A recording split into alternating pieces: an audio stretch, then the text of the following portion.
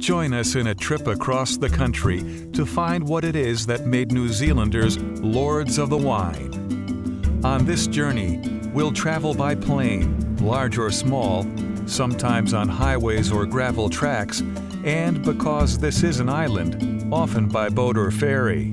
If there is one moment that defines the arrival of New Zealand wine on the world stage, it was in 1989, when Peter Hubscher received the trophy for Best Sauvignon Blanc in the world at the International Wine and Spirit Competition in London, New Zealand. Hawke's Bay and its capital Napier have become popular tourist destinations. Hawke's Bay has built an enviable reputation with its Cabernet Sauvignon and Merlot-based wines. A number of these wines now offer quality that make them worthy alternatives to the French originals.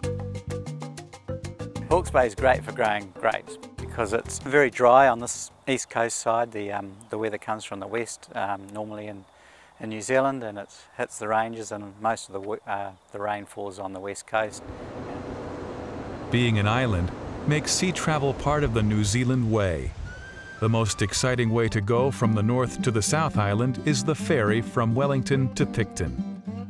The beautiful Marlborough Sounds, gateway to the most important wine-growing area in New Zealand. It was in Marlborough that New Zealand winemakers first produced a completely unique wine that made international wine lovers take note. Marlborough produces a range of exceptional wines, but none of them are as famous as Marlborough Sauvignon Blanc. This French grape achieves a character and quality in Marlborough that is unrivaled anywhere in the world. Marlborough Sauvignon Blanc heralded a new era for both the variety and for New Zealand wine. Marlborough produces the lion's share of all New Zealand wine. The grapes are grown mainly on the flat Wairau Valley. Just over 30 years ago, most of this land would have been paddocks for sheep.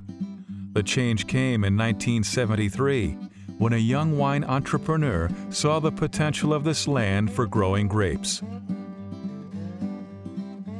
Frank Yukich, who was one of these founders of Montana, would have to be given credit for kick-starting the modern era of winemaking, of large plantings and vinifera grapes.